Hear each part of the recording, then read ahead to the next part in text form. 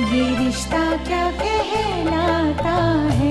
ओ मुझे लगा था कि एटलीस्ट मंजरी जी समझदार हैं, कम से कम वो तो समझेंगे अक्षरा को, लेकिन नहीं, निकली वो अपने बेटे की माँ ही। अरे नहीं समझने वाली वो अक्षरा को, बिल्कुल नहीं समझने वाली। वो एकदम सास है जिसे अपने बेटे के आगे ना बहू ना उसके मायके वाला नजर आते हैं, बिल्कुल।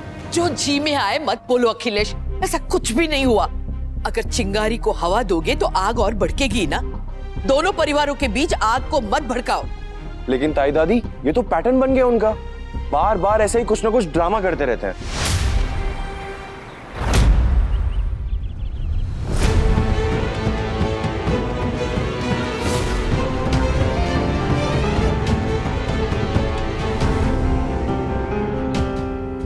इस एक साल में इतना तो समझ ही गए कि ऐसा करना उनकी आदत नहीं, फितरत है। और हम सब जानते हैं कि इंसान अपनी आदत बदल सकता है, फितरत नहीं। जिस बेटे के अगेंस्ट एक शब्द नहीं सुन पा रही थी उसकी माँ, वो अभिमन्यु द ग्रेट 1 साल से गायब है। उसने 1 साल से अपनी शक्ल नहीं दिखाई है। बस भी करो तुम लोग, ऐसे गुस्सा करने से क्या होगा, बात और उलझेगी ही ना। बात सुलझाने की तो कोई बात ही नहीं कर रहा। बस यही आता है इस परिवार को।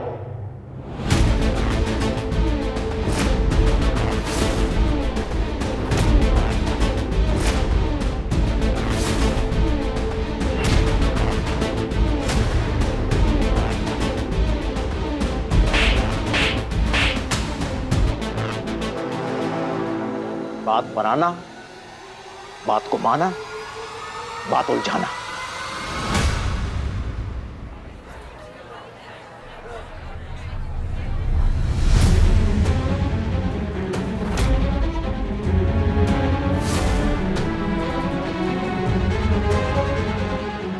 एक मिनट में उठाती हूँ।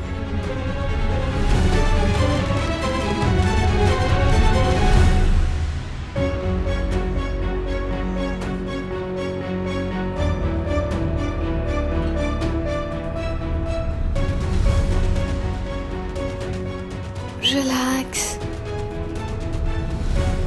दिल और दिमाग में इतना कीचड़ भरा हुआ है कि मुंह खोलते हैं तो भी कीचड़ ही उछालते हैं दूसरों पे। अच्छा, हम कीचड़ उछालते हैं? कीचड़ उछालना तो आपकी फैमिली की खासियत है मिस्टर मनीष गोयनका। आज आपने मेरी अभिमन्यु की मां मंजरी पर कीचड़ उछाला।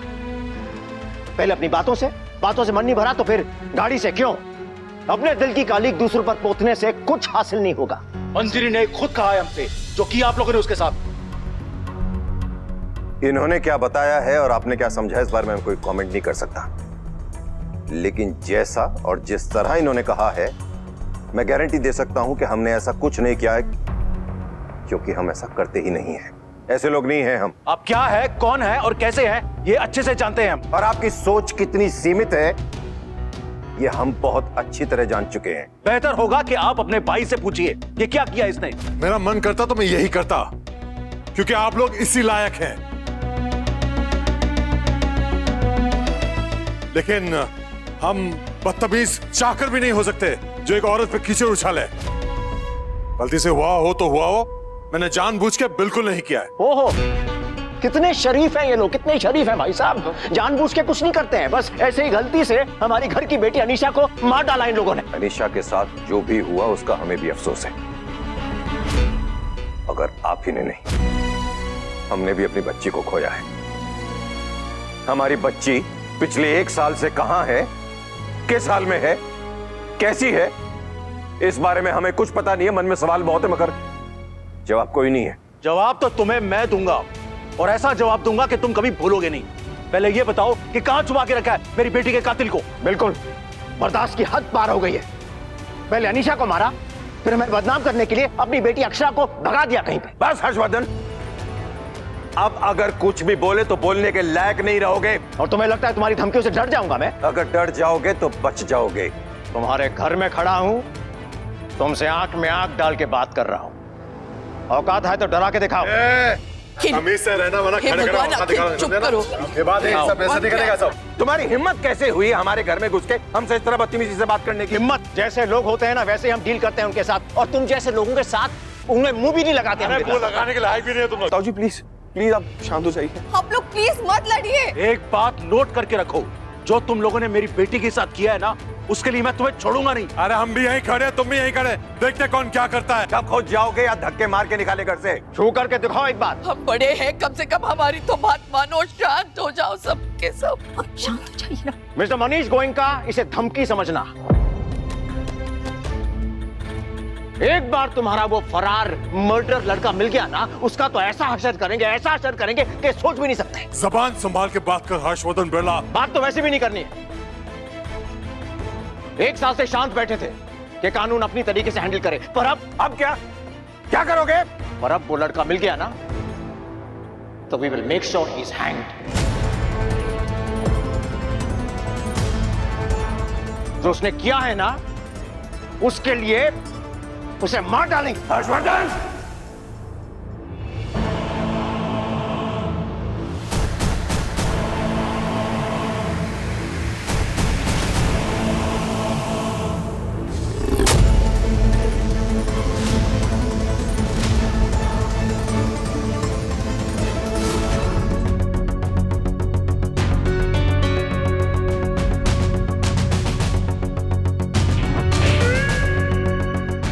उसने चाह के भी नहीं रोक पाया था मैं,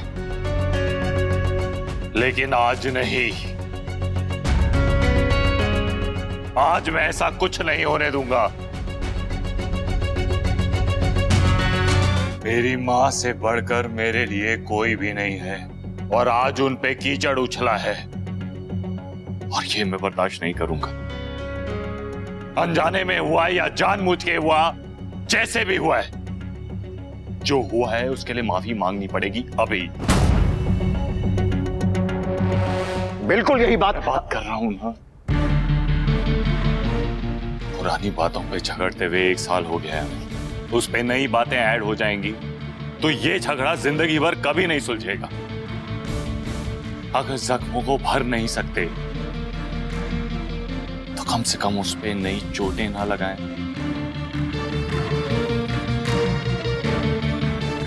आज जो हुआ है मुझे नहीं फर्क पड़ता, जानबूझ के हुआ है, गलती से हुआ है, आपको माफी मांगनी पड़ेगी।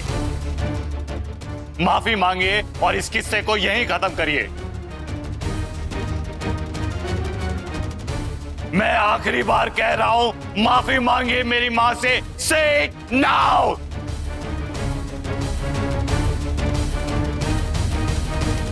कीचड़ उछाला नहीं था, गलती से उछल गया था। इंटेंशन नहीं, एक्सीडेंट था। अखिल सही कह रहा है, अभी तो थे वहां, उसने जानबूझ के कीचड़ नहीं उछाला। सिविलाइज सोसाइटी में गलती से भी एक्सीडेंट हो जाए तो सॉरी बोलना पड़ता है ना। तो फिर तुम्हारी साइड से जो गलतियां हुई है, अगर वो गिनाने गया तो लिस्ट तो खत्म ही नहीं होगी। चलो कंसेशन देता हूं, उन सारी गलतियों के लिए तुम एक सॉरी कह दो, मैं तुम्हारी मां से हाथ जोड़ के माफी मांग लूंगा। हाँ, ऐसा नहीं चलेगा। मंजरी के पैरों पे गिरकर गिड़गिड़ा के माफी मांगनी पड़ेगी। हाँ, और तुम्हें तो फूलों की माला पहनानी चाहिए ना। फूल की तरह तो हम लोगों ने समझा था आप लोगों को, लेकिन फांसी का फंदा बन जाओ ये नहीं पता था। हाँ, तो ये फंदा कस गया तो दिक्कत हो जाएगी। फिर से धमकी शुरू। खून खौलाने वाले इल्जाम तुम लगातार हम पर लगाते रहो और हमसे चाहो कि हम ठीक से बात करें। बस करो तुम सब, फिर से पुरानी बातों पे शुरू हो गए। आज क्या हुआ उसके लिए मिले हैं ना हम लोग, तो फिर और हम कहते हैं अखिल ने जानबूझ के नहीं किया, उसकी ये मंशा नहीं थी, और हम अक्षु की कसम लेके कह रहे हैं।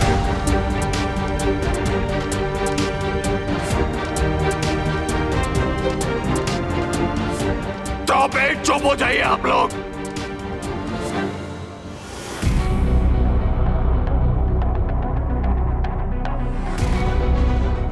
ये रिश्ता क्या कहलाता है।